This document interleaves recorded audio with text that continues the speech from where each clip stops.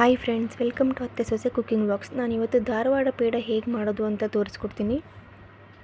ಕೇವಲ ಅರ್ಧ ಗಂಟೆಯಲ್ಲಿ ಹೊರಗಡೆ ತಿನ್ನೋದಕ್ಕಿಂತ ಮನೇಲೇ ತುಂಬ ಸಿಂಪಲ್ಲಾಗಿ ಕಮ್ಮಿ ಇಂಗ್ರೀಡಿಯೆಂಟ್ಸ್ ಬಳಸಿ ತುಂಬ ಟೇಸ್ಟಾಗಿ ಹೇಗೆ ಮಾಡೋದು ಅಂದರೆ, ಸ್ಟವ್ ಮೇಲೆ ಒಂದು ಪಾತ್ರೆ ಇಟ್ಕೊಂಡು ಅದಕ್ಕೆ 3 ಕಪ್ ಆಗುವಷ್ಟು ಸಕ್ಕರೆ ಹಾಕ್ಕೊಳ್ಳಿ. ನಾನು ಯಾವ್ದು ಕಪ್ ತೋರಿಸಿದ್ದೀನಿ ಆ ಕಪ್ಪಲ್ಲೇ 3 ಕಪ್ ಆಗುವಷ್ಟು ಸಕ್ಕರೆ ಹಾಕೋತಾ ಇದ್ದೀನಿ. 3 ಕಪ್ ಆಗುವಷ್ಟು ಸಕ್ಕರೆ ಹಾಕೊಂಡ್ಮೇಲೆ 1 ಕಪ್ ಆಗುವಷ್ಟು ನೀರು ಹಾಕ್ಕೊಳ್ಳಿ. ನೀರು ಹಾಕ್ಕೊಂಡು ಚೆನ್ನಾಗಿ ಮಿಕ್ಸ್ ಮಾಡ್ಕೊಳ್ಳಿ. ಲೋ ಫ್ಲೇಮಲ್ಲೇ ಮಿಕ್ಸ್ ಮಾಡ್ಕೋಬೇಕು. ನೀವು ನಾನ್ ಸ್ಟಿಕ್ ಪಾನ್ ತೊಗೊಂಡ್ರೆ ತುಂಬ ಒಳ್ಳೆಯದು, ಯಾಕಂದರೆ ತಳ ಹಿಡಿಯೋದಿಲ್ಲ, ಬೇಗ ಸೀದೋಗೋದು ಇಲ್ಲ. ನೀವು ಲೋ ಫ್ಲೇಮಲ್ಲೇ ಇಟ್ಕೊಂಡು ಚೆನ್ನಾಗಿ ಮಿಕ್ಸ್ ಮಾಡ್ಕೊಳ್ಳಿ. ಸಕ್ಕರೆ ಫುಲ್ಲು ಕರಗಬೇಕು. ಫುಲ್ಲು ಕರಗೋ ತನಕ ಚೆನ್ನಾಗಿ ಮಿಕ್ಸ್ ಮಾಡಬೇಕು. ಅದನ್ನು ಫುಲ್ಲು ಕರಗೋ ತನಕ ಚೆನ್ನಾಗಿ ಮಿಕ್ಸ್ ಮಾಡ್ಕೊತಾನೆ ಇರಬೇಕು. ಈಗ ಮನೆಗೆ ಯಾರು ನೆಂಟರು ಬಂದಾಗ ಏನಾದ್ರು ಸ್ವೀಟ್ ಮಾಡಬೇಕು ಅಂದಾಗ ಈ ಥರ ಸಿಂಪಲ್ಲಾಗಿ ಮಾಡಿಕೊಡ್ಬೋದು. ಇಲ್ಲ ಮಕ್ಕಳು ಏನಾದ್ರು ಸ್ನ್ಯಾಕ್ಸ್ ಬೇಕು ಅಂತ ಕೇಳಿದಾಗ್ಲೂ ಮಾಡಿಕೊಟ್ರೆ ತುಂಬ ಇಷ್ಟಪಟ್ಟು ತಿಂತಾರೆ. ಮನೆಯವರು ಕೂಡ ತುಂಬ ಇಷ್ಟ ಆಗುತ್ತೆ, ಎಲ್ಲರಿಗೂ ಇಷ್ಟ ಆಗುತ್ತೆ. ಮಾಡಿಕೊಡಿ ಈ ಥರ ಒಂದು ಸಲ. ತುಂಬ ಸಿಂಪಲ್ಲಾಗಿರೋ ರೆಸಿಪಿ, ಅದರಿಂದ ಅರ್ಧ ಗಂಟೆಲೆಲ್ಲ ಆಗಿಬಿಡುತ್ತೆ, ಮಾಡ್ಕೋಬೋದು. ಫ್ರೆಂಡ್ಸ್, ನಾನೀಗ ತೋರಿಸ್ತಾ ಇರೋ ರೆಸಿಪಿ 100 ರೂಪಾಯಿ ಒಳಗಡೆ ಎಲ್ಲ ಮುಗಿದೋಗ್ಬಿಡುತ್ತೆ. ಹೊರಗಡೆ ತೊಗೊಂಡು ತಿನ್ನೋದಕ್ಕಿಂತ ಮನೇಲೇ ಆರಾಮಾಗಿ ಮಾಡ್ಕೊಂಡು ತಿನ್ಬೋದು. ಕಮ್ಮಿ ಖರ್ಚಲ್ಲೂ ಸಿಂಪಲ್ಲಾಗಿ ತುಂಬ ಟೇಸ್ಟಾಗಿ ಮಾಡ್ಕೊಂಡು ತಿನ್ಬೋದು. ನೋಡಿ ಫ್ರೆಂಡ್ಸ್, ಈ ಥರ ನೊರೆ ಬರ್ತಾ ಇದೆ. ಈ ಥರ ನೊರೆ ಬಂದಮೇಲೆ ಫುಲ್ಲು ಇವಾಗ ಕೈ ಬಿಡ್ದಂತೆಯೇ ಮಿಕ್ಸ್ ಮಾಡ್ಕೊತಾನೆ ಇರಬೇಕು. ಇಲ್ಲಾಂದರೆ ಗಟ್ಟಿ ಆಗಿಬಿಡುತ್ತೆ, ಗಟ್ಟಿಯಾಗಿ ಗಂಟು ಥರ ಆಗಿಬಿಡುತ್ತೆ. ಆವಾಗ ಪುಡಿ ಆಗೋದಿಲ್ಲ ಅದು. ನೀವೇನು ಮಾಡೋದು, ಕೈ ಬಿಡ್ದಂತೆಯೇ ಫುಲ್ಲು ಮಿಕ್ಸ್ ಮಾಡ್ಕೊತಾನೆ ಇರಬೇಕು. ಮಿಕ್ಸ್ ಮಾಡ್ಕೊತಾನೆ ಇರಿ. ಅವಾಗ ಒಂದು ಪುಡಿ ಅದಕ್ಕೆ ಬರುತ್ತೆ, ಸಕ್ಕರೆ ಪೌಡರ್ ಅದಕ್ಕೆ ಬರುತ್ತೆ. ಅಲ್ಲಿ ತನಕ ಮಿಕ್ಸ್ ಮಾಡ್ಕೊತಾನೆ ಇರಬೇಕು ನೀವು.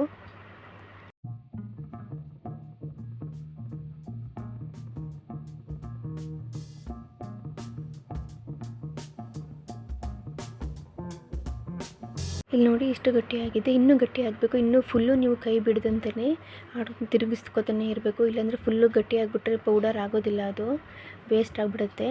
ಕೈ ಬಿಡ್ದಂತೆಯೇ ತಿರುಗಿಸ್ಕೊತಾನೆ ಇದ್ದರೆ ಒಂದು ಹದ ಬರುತ್ತೆ ಅದು.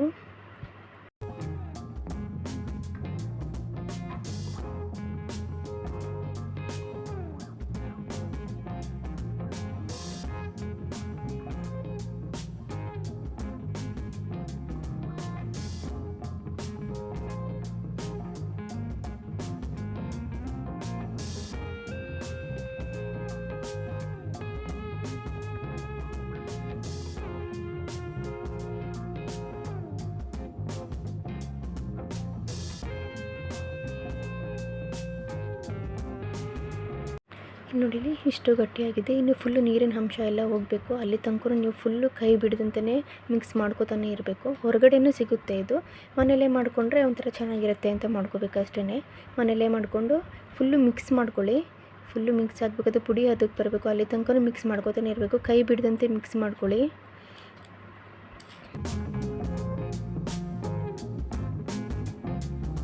ಫೈನಲ್ ಈಗ ಎಲ್ಲ ಆದಮೇಲೆ ಶುಗರ್ ಪೌಡರ್ ರೆಡಿಯಾಗಿದೆ. ನೋಡಿ, ಈ ಥರ ಬರಬೇಕು. ಅಲ್ಲಿ ತನಕ ಕೈ ಬಿಡದಂತೆ ನೀವು ತಿರುಗಿಸ್ಕೊತಾನೆ ಇರಬೇಕು. ಇದನ್ನು ಇವಾಗ ಸ್ವಲ್ಪನೂ ತೇವದ ಅಂಶ ಇದ್ದರೆ ಅದು ಶುಗರ್ ಪುಡಿ ಆಗೋದಿಲ್ಲ. ಸ್ಟೇನರ್ ಒಳಗಡೆಗೆ ಫುಲ್ಲು ಪುಡಿಯಾಗಿ ಉದುರಬೇಕು. ಅಲ್ಲಿ ತನಕ ಮಾಡ್ಕೋಬೇಕು ನೀವು ಶುಗರ್ ಪೌಡರ್ನ. ಸ್ಟೇನರ್ ಒಳಗಡೆ ಹಾಕ್ಕೊಂಡು ಅದನ್ನು ನೈಸ್ ಪುಡಿ ಮಾಡ್ಕೋತಾ ಇದ್ದೀವಿ. ಯಾಕಂದರೆ ಗಂಟೆಲ್ಲ ಇರುತ್ತಲ್ವ, ಅದನ್ನೆಲ್ಲ ಪೂರ್ತಿ ಫುಲ್ಲು ನೈಸ್ ಪುಡಿ ಥರ ಹಾಕಬೇಕು. ಅಲ್ಲಿ ತನಕ ಮಾಡ್ಕೋಬೇಕು. ಕೊನೆಯಲ್ಲಿ ನಿಮಗೆ ಸ್ವಲ್ಪ ಗಂಟೇನಾದರೂ ಶುಗರ್ ಏನಾದ್ರು ಮಿಕ್ಕಿದ್ರೆ ಅದನ್ನು ನೀವು ಕಾಫಿಗೆ ಬೇಕಾದ್ರೂ ಹಾಕ್ಕೋಬಹುದು. ಅದನ್ನು ಎತ್ತಿಟ್ಕೊಳ್ಳಿ ನೀವು. ಫುಲ್ಲು ನೈಸ್ ಪುಡಿ ಥರ ಬರಬೇಕು. ಅಲ್ಲಿಗೆ ನೋಡಿ, ಇಷ್ಟು ಬರಬೇಕು. ಇಷ್ಟು ಬರೋ ತನಕ ನೀವು ಮಾಡ್ಕೋಬೇಕು. ಈಗ ಶುಗರ್ ಪೌಡರ್ನ ಸೋಸ್ಕೊಂಡಾಗಿದೆ. ಈಗ ಒಂದು ನಾನ್ ಸ್ಟಿಕ್ ಪಾನ್ಗೆ ಯಾವ ಕಪ್ಪಲ್ಲಿ ನೀವು ಶುಗರ್ ಅಳತೆ ತೊಗೊಂಡಿದ್ರೆ ಅದೇ ಕಪ್ಪಲ್ಲಿ 1 ಕಪ್ ಆಗುವಷ್ಟು ಮಿಲ್ಕ್ ಪೌಡರ್ನ ತೊಗೊಳ್ಳಿ. ಮಿಲ್ಕ್ ಪೌಡರ್ ತೊಗೊಂಡು ಅದನ್ನು ಅಷ್ಟೇ ಕೈ ಬಿಡದಂತೆಯೇ ಫುಲ್ಲು ನೀವು ಮಿಕ್ಸ್ ಮಾಡ್ಕೊತಾನೆ ಇರಬೇಕು. ಒಂದು ಸ್ವಲ್ಪ ಒಂದು ಸೆಕೆಂಡ್ ಬಿಟ್ಬಿಟ್ರೂ ಸೀದೋಗ್ಬಿಡುತ್ತೆ. ಅದು ಶುಗರ್ ಪೌಡರ್ ತುಂಬ ಬೇಗ ಸೀದ್ಬಿಡುತ್ತೆ. ನೀವು ಫುಲ್ ಮಿಕ್ಸ್ ಮಾಡ್ಕೊತಾನೆ ಇರಬೇಕು ಅದನ್ನು. ನಾನು ನಂದಿನಿ ಮಿಲ್ಕ್ ಪೌಡರ್ ತೊಗೊಂಡಿದ್ದೀನಿ. ನಿಮ್ಗೆ ಯಾವ್ದು ಬೇಕು ನೀವು ಅದು ಯೂಸ್ ಮಾಡಿ. ನೋಡಿ, ಇಷ್ಟು ಕಲರ್ ಚೇಂಜ್ ಆಗಬೇಕು. ನೋಡಿ, ಇಷ್ಟು ಗೋಲ್ಡನ್ ಬ್ರೌನ್ ಬರೋ ತನಕ ಹುರ್ಕೋಬೇಕು. ಲೋ ಫ್ಲೇಮಲ್ಲೇ ಹುರ್ಕೊಳ್ಳಿ. ನೀವೇನಾದರೂ ಬೇಗ ಕಲರ್ ಬರಲಿ ಅಂತ ಹೈ ಫ್ಲೇಮ್ ಕೊಟ್ಬಿಟ್ರೆ ಸೀದೋಗ್ಬಿಡುತ್ತೆ. ಎಲ್ಲ ಹಾಲಿನ ಪುಡಿ ಬೇಗ ಸೀದೋಗ್ಬಿಡುತ್ತೆ. ನೀವು ಲೋ ಫ್ಲೇಮಲ್ಲೇ ಇಟ್ಕೊಂಡು ಚೆನ್ನಾಗಿ ಹುರ್ಕೋಬೇಕು ಅದನ್ನು. 1 ಸ್ಪೂನ್ ತುಪ್ಪ ಹಾಕ್ಕೊಳ್ಳಿ. ಕಲರ್ ಬಂದಮೇಲೂ ಹಾಕೋಬೋದು, ಇಲ್ಲ ಮುಂಚೆನೇ ಪಾನ್ ಇಡ್ತಿರ್ತೀರಲ್ವ ಆವಾಗಲೂ 1 ಸ್ಪೂನ್ ತುಪ್ಪ ಹಾಕೋಬೋದು. 1 ಸ್ಪೂನ್ ತುಪ್ಪ ಹಾಕ್ಕೊಂಡು ಕಲರ್ ಬರೋ ತನಕ ಚೆನ್ನಾಗಿ ಮಿಕ್ಸ್ ಮಾಡ್ಕೊಳ್ಳಿ. ಫುಲ್ಲು ಬ್ರೌನ್ ಕಲರ್ ಬರೋದಕ್ಕೆ ಒಂದು 20 ನಿಮಿಷ ಹಿಡಿಯುತ್ತೆ. ಒಬ್ಬರೇ ಆದರೆ ಸ್ವಲ್ಪ ಕೈ ನೋವು ಬಂದುಬಿಡುತ್ತೆ. ಇನ್ನೊಬ್ಬರು ಇದ್ದರೆ ಹೆಲ್ಪ್ಗೆ ಇಬ್ಬರು ಜೊತೆಗೆ ಮಿಕ್ಸ್ ಮಾಡ್ಕೋಬೋದು. ನನಗೆ ಅತ್ತೆ ಹೆಲ್ಪ್ ಮಾಡಿದ್ರು. ನಿಮ್ಗೆ ಯಾರು ಇದ್ದರೆ ಹೆಲ್ಪ್ಗೆ ತೊಗೊಳ್ಳಿ. ನೀವು ಯಾವ ಕಪ್ಪಲ್ಲಿ ಮಿಲ್ಕ್ ಪೌಡರ್ ತೊಗೊಂಡ್ರೆ ಅದರಲ್ಲೇ 3/4 ಕಪ್ಪಷ್ಟು ಹಾಲು ತೊಗೊಳ್ಳಿ. 3/4 ಕಪ್ಪಷ್ಟು ಹಾಲು ಸಾಕಾಗುತ್ತೆ. ಸ್ವಲ್ಪನೇ ಹಾಕೋತಾ ಮಿಕ್ಸ್ ಮಾಡ್ಕೊಳ್ಳಿ. ಜಾಸ್ತಿನೂ ಹಾಕೋಬೋದು, ಇಲ್ಲ ಸ್ವಲ್ಪನೇ ಹಾಕೋತಾನು ಮಿಕ್ಸ್ ಮಾಡ್ಕೋಬೋದು. 3/4 ಕಪ್ಪಷ್ಟು ಹಾಲು ಫುಲ್ಲು ಹಿಡಿಯುತ್ತೆ. ಸ್ವಲ್ಪನೇ ಮಿಕ್ಸ್ ಮಾಡ್ಕೋತಾ ಬನ್ನಿ. ಸ್ವಲ್ಪ ತೆಳ್ಳಗೆ ಅನಿಸಿದ್ರೂ ಆಮೇಲೆ ಸ್ವಲ್ಪ ಗಟ್ಟಿ ಆಗುತ್ತೆ. ಅದು ಸ್ವಲ್ಪ ಮಿಕ್ಸ್ ಮಾಡ್ಕೊತಾನೆ ಇರಬೇಕು ಫುಲ್ಲು. ಅದನ್ನು ಕೈ ಬಿಡ್ದಂತೆಯೇ ಎಲ್ಲ ಹಾಲು ಹಾಕ್ಕೊಂಡು ಮಿಕ್ಸ್ ಮಾಡ್ಕೊಬಿಡಿ.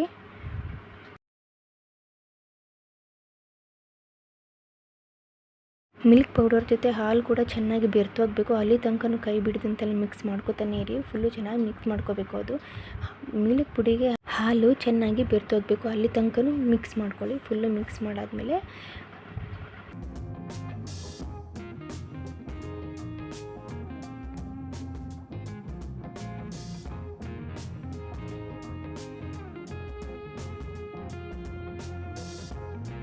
ಈಗ ಧಾರವಾಡ ಪೇಡ ರೆಡಿಯಾಗಿದೆ. ಕೈಗೆ ಎತ್ಕೊಂಡಾಗ ಸಾಫ್ಟಾಗಿ ಸಿಗಬೇಕು ಫ್ರೆಂಡ್ಸ್, ಆವಾಗ ಪೇಡ ರೆಡಿಯಾಗುತ್ತೆ.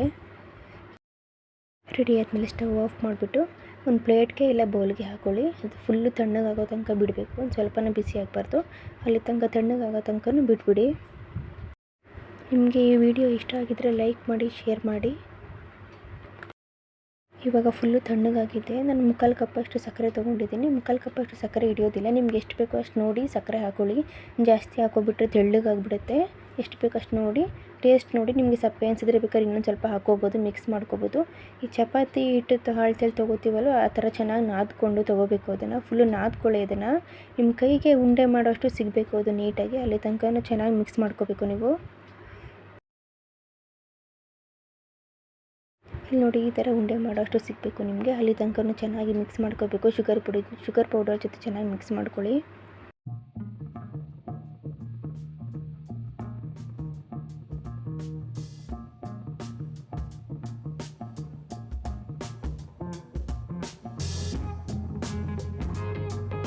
ಎಲ್ಲ ಮಿಕ್ಸ್ ಆದಮೇಲೆ ಯಾವ ಶೇಪ್ ಬೇಕೋ ಆ ಶೇಪ್ ಮಾಡ್ಕೋಬೋದು. ರೌಂಡ್ ಶೇಪೇ ಬೇಕು ಅಂತ ಏನಿಲ್ಲ. ನಿಮ್ಗೆ ಯಾವ ಶೇಪ್ ಇಷ್ಟ ಆಗುತ್ತೆ ಆ ಶೇಪ್ ಮಾಡಿಕೊಂಡು ಶುಗರ್ ಪೌಡರ್ ಜೊತೆ ಡಿಪ್ ಮಾಡ್ಕೊಳ್ಳಿ.